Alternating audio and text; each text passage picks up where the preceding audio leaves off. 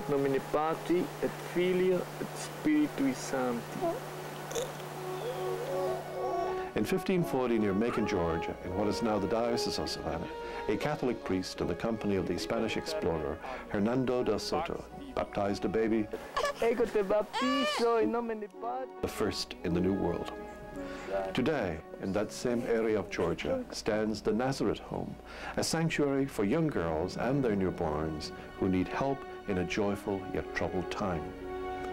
Turning words to deeds is their motto as they fulfill the promise of Christ to his people through the Catholic Church in the Diocese of Savannah. From a clearing in the woods to a barrier island, from a cathedral to a place of hope, from a modest Irishman to the Supreme Court of the United States. I thank all of those who have helped me along the way, especially my grandparents, my mother, and the nuns. Doctors, lawyers, artists, athletes, entrepreneurs, war heroes, blacks, browns, Asians, Italian, rich, poor, brilliant and needy. The Catholic Diocese of Savannah has blended many voices into a blessed symphony. If we're going to be Catholic as we claim to be, that means all-embracing. That means all types, regardless of the differences. During this, the Church's Jubilee year of 2000, Catholics in South Georgia have even more reason to celebrate, as it is also the 150th year of the diocese and the 100th anniversary of the rededication of the Cathedral of St. John the Baptist, an event commemorated by the complete renovation of Savannah's most notable structure, a great piece in the Symphony of the Faithful, the Diocese of Savannah at 150.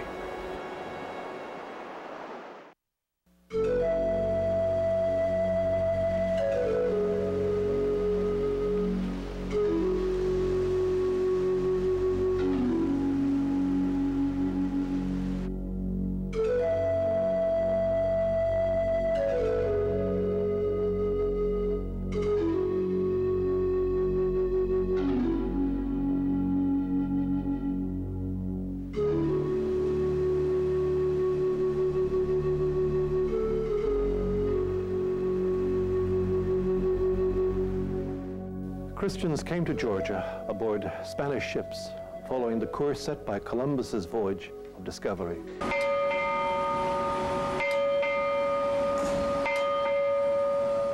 In the mid-1500s, missions were forming along the coast as Spain extended its influence out of Florida.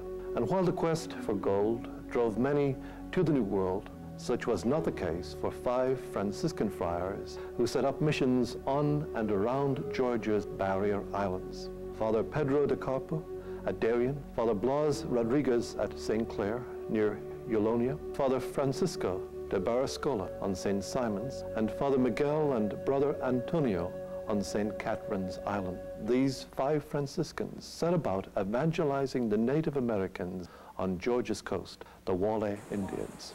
Without the protection of Spanish arms, the friars were on their own, strange men in a strange land. There were certainly no riches and no material advantages to be gathered on the coast of Georgia. I often think myself of the chiggers and the ticks and the gnats and the alligators and the snakes and these barefoot friars in the marshes along the coast of Georgia. And I think of and the fear, I mean, the reality, the death was always very near for them. There he is. Father Conrad Harkins is himself a Franciscan priest, following in the footsteps of friars who preceded him on this soil by 400 years. There were no Spanish garrisons around. The governor from St. Augustine left them in the wilderness to establish missions and to evangelize the Indian people.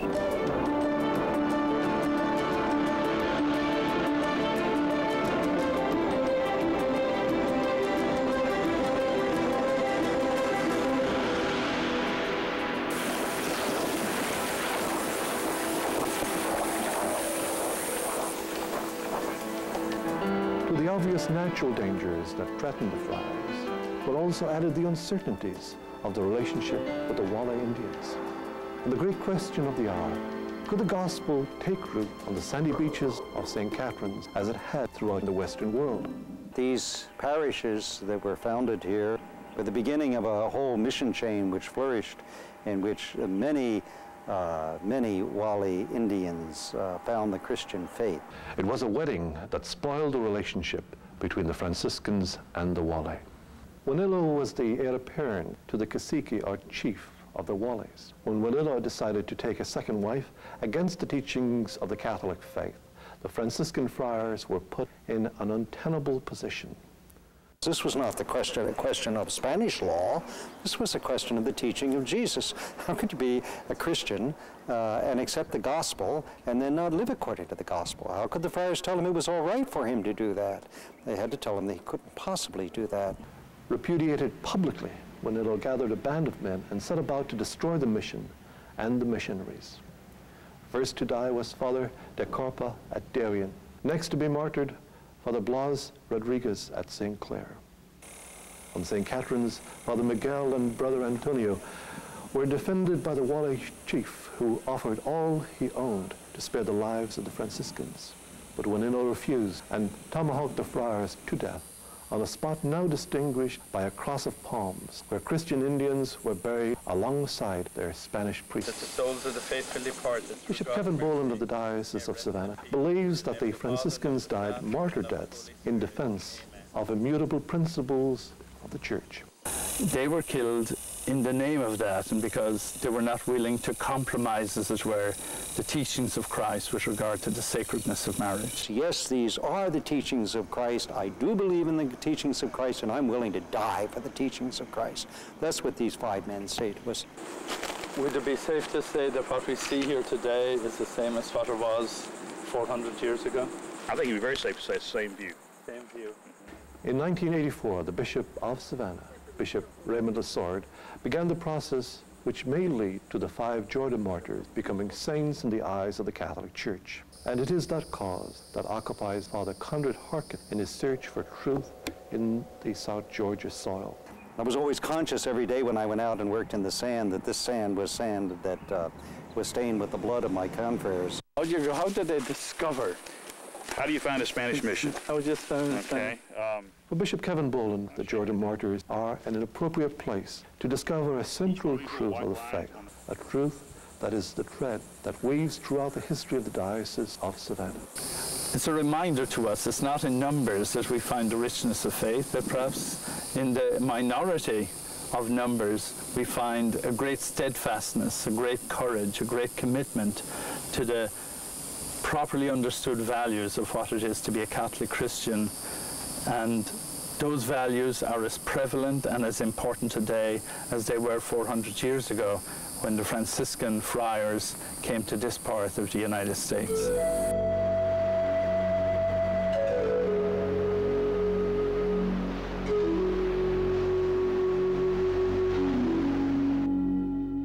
The martyrdom of the 5 Franciscans worked. The Walley Indians flocked to Christ as the Spanish missions flourished along the Georgia coast. But in the 1700s, the British claimed Georgia and forced the Spanish from her shores, officially prohibiting Catholics in the colony's charter until the dawn of the American Republic.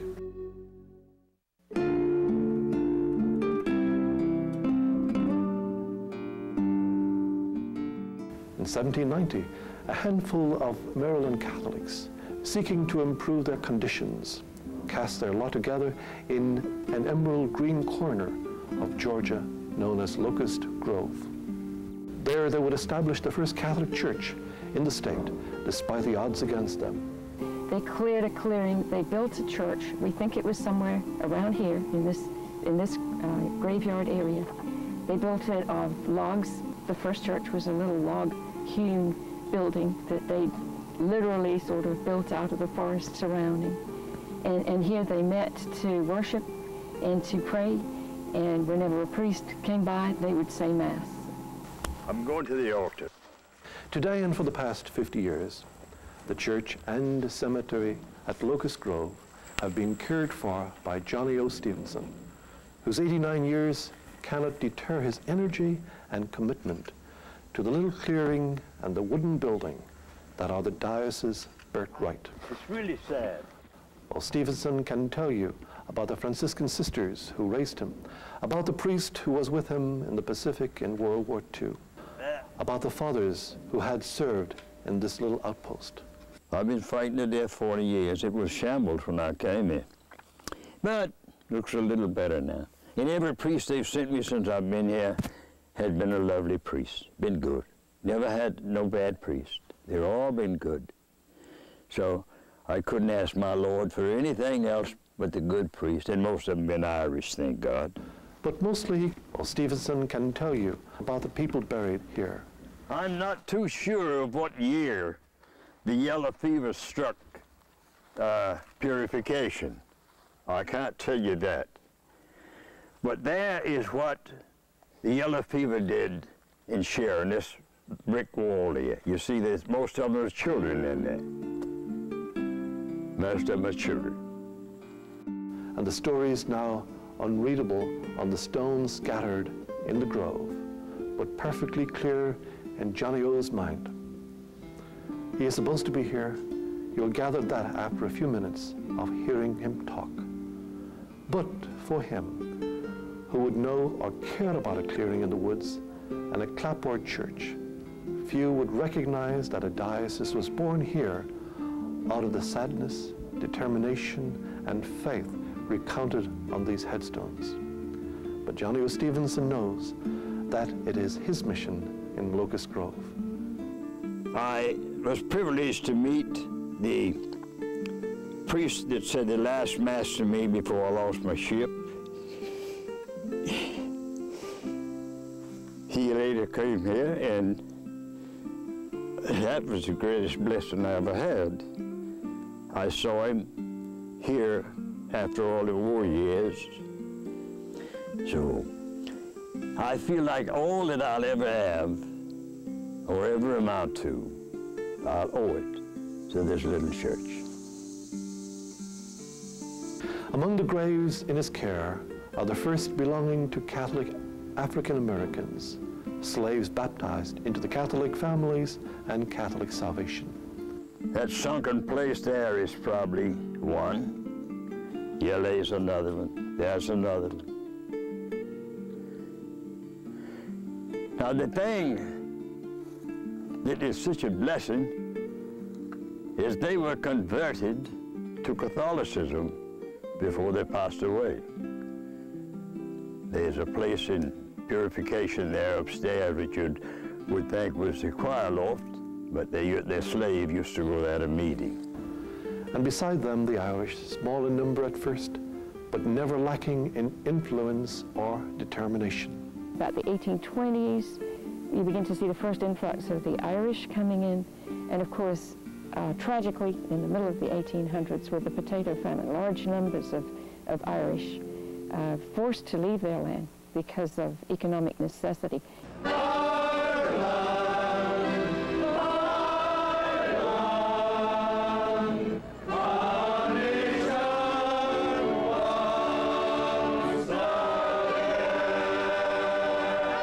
To Savannah also came the Irish, bringing with them God's great gifts of depth of spirit, strength of character, and not unimportantly, a love for St. Patrick that knows no bounds.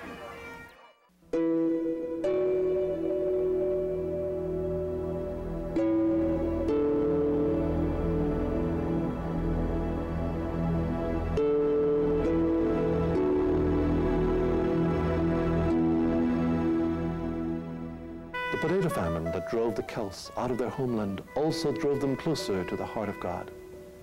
In the search to relieve the sorrows of the Great Hunger, they turned to evangelization, which strengthened the budding Catholic faith in Georgia. The past is never completely lost, however extensive the devastation. Our sorrows are bricks and mortar of a magnificent temple.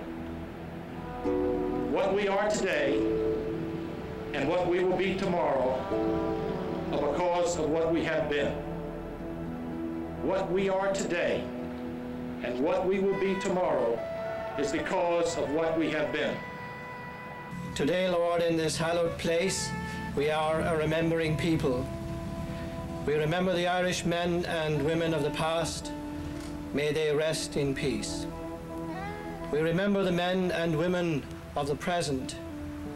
May they contribute to the remembering well of our community in this day and age, so that it will become the history and foundation of the future generations of our people, so that when they, in future days, gather around this ancient symbol, they will remember us with love and respect.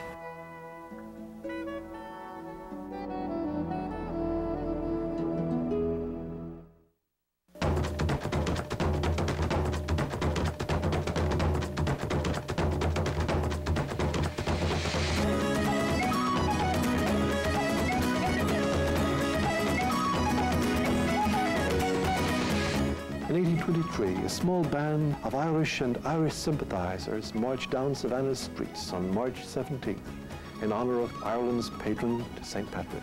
Today, the procession that formed over 170 years ago continues down the same streets, walked by men with the same names. St. Patrick's Day in Savannah is one of the most celebrated festivals in America, as spring unfolds under the feet of the Irish. I want to wish everyone in Savannah, whether they're Irish or not, the happiest of St. Patrick's Days. And as we heard at the Mass this morning, on this day we're all Irish. And we all have values no matter where we come from in the world.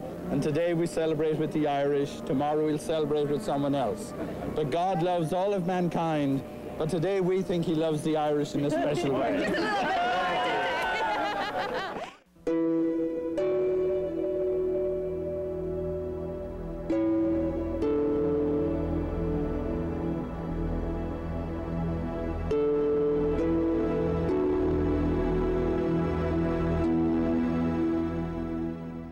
But it was in the mid-19th century that Savannah's Irish population swelled to the point it could conceive such a grand parade. It was sorrow, not fortune, that brought the Celts to coastal Georgia, as hunger and starvation mounted in Ireland that was beset by the catastrophic combination of famine and British hatred. In the 1840s, the city of Savannah swelled with newly arrived immigrants, hungry both physically and spiritually. And all of these Irish were Catholic, or at least so it seemed. In those days, you could come from Naples, or Berlin, or London town, but if you lived in Savannah and you were a Catholic, you were called an Irishman. That gentleman speaking, Monsignor Daniel Joseph Burke, was the Grand Marshal of the 1998 St. Patrick's Day Parade, only the second clergyman to be so honored in over 175 years. Monsignor Burke served God in Albany and Augusta and Macon and Savannah and throughout the state of Georgia. But he became beloved not so much for his deeds as his presence. The lyric brogue and the beaming smile could fill any room. And once in a spell, the Monsignor's faith would buttress your own. But here was a man who believed unshakably in the gospel and the church as the one true faith. Let that be his legacy.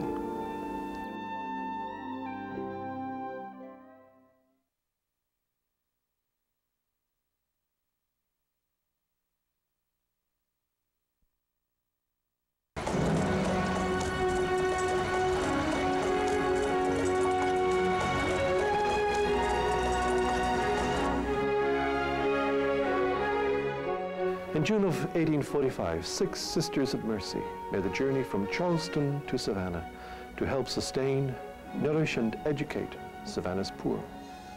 So began St. Vincent's Academy, whose tradition of ministry and self-sacrifice stretch into modern times. Mother Catherine Macaulay, who began the Sisters in Ireland, her main focus was educating young women and having them participate in the church and in society to their fullest extent. And these sisters have encompassed that tradition for 150 years here in Savannah. Among the good works of the Sisters of Mercy was the establishment of St. Joseph's Hospital on Habersham and Taylor Streets.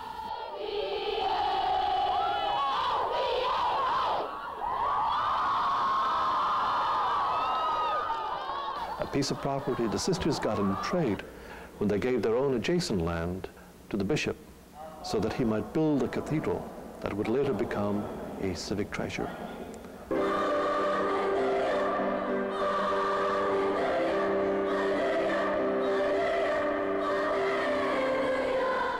But not only has St. Vincent's enriched the community with over a century and a half of charitable work, but also with beauty and culture, nourished by the sisters who are the heirs of 6 nuns who rode a carriage to Savannah in the early 19th century.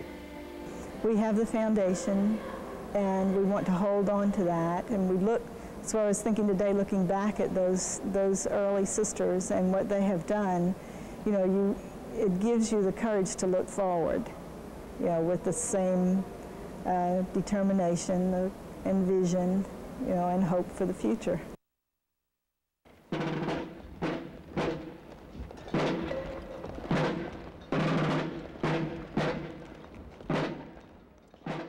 The Civil War tested the mettle of Savannah's Catholics, who marched into battle, shoulder to shoulder with their other Southern brethren, in spite of the fact that most of them were themselves barely more than slaves.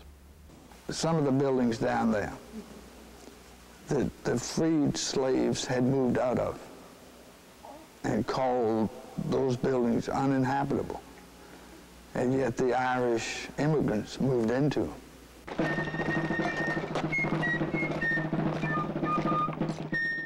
Catholics from the Diocese of Savannah populated the legendary Irish Jasper Greens and the Montgomery Guards.